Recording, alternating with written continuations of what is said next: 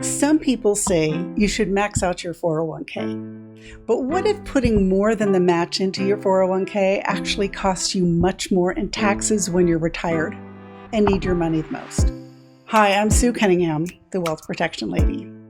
I help people structure their money for long-term protection, tax efficiency, and retirement income. I want to walk you through a different way to think about your 401k, especially once you've captured the employer match. First, let's be clear. The employer match is a no-brainer. If your company matches 3, 4, or 6%, that's essentially free money. You should absolutely take advantage of that. But the real question is, what should you do with the dollars above the match? Because that's where most people are making the mistake of a lifetime. When you contribute beyond the match, you are putting more money into a tax-deferred bucket. This means you will pay taxes later on, not only on what you put in, but on all the growth too. So the real question becomes, do you think taxes will be higher or lower in the future? The Congressional Budget Office has warned that if Social Security, Medicare, and Medicaid go unchanged, the lowest tax bracket would increase from 10% to 25%, 2.5 times. David M. Walker, former U.S. Comptroller General, frequently warns that unsustainable federal and unfunded obligations, such as Social Security and Medicare, will require massive tax increases. He predicts that income tax rates could easily get to 45% by 2030 and 53% by 2040. Walker's key message is income taxes will never be lower than they are right now. If you have $500,000 saved for retirement, that means you really have only $250,000 saved for retirement. Income tax rates of 45 to 53% might seem inconceivable to you, but let's take a look at historical income tax rates.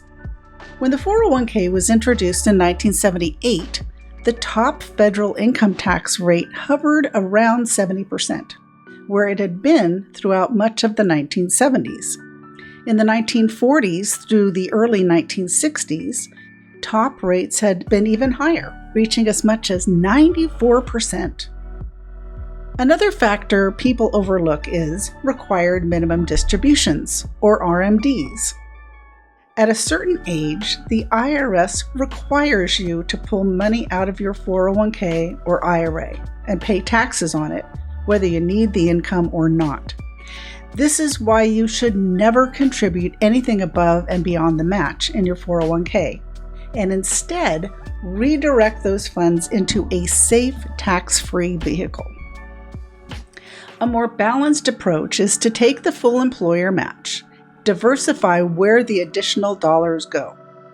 There is a legal IRS-approved strategy that the wealthy have been using for decades to protect their money from taxes, and it's called Index Universal Life Insurance, or IUL. With an IUL, your money grows tax-deferred and can be accessed tax-free under IRS Code 7702. That means when you retire, your income is tax-free. IULs have a 0% floor, so you can never lose your principal or interest earned. Your money is liquid, and when you begin taking distributions in retirement, those distributions are tax-free. And there are no required minimum distributions. For over a century, life insurance has served as a strategic financial tool, not only for individuals, but also for banks, corporations, hospitals, and institutions seeking tax efficiency, liquidity, and long-term stability. It's not just about how much you save, it's about how your money is taxed when you use it. Ask yourself, am I creating a tax problem for my future self? At the end of the day, the goal isn't just to grow your money, it's to keep more of it. If you'd like help reviewing how your retirement savings are structured and whether your current strategy gives you enough flexibility moving forward, click the link in the description below to schedule a consultation with me.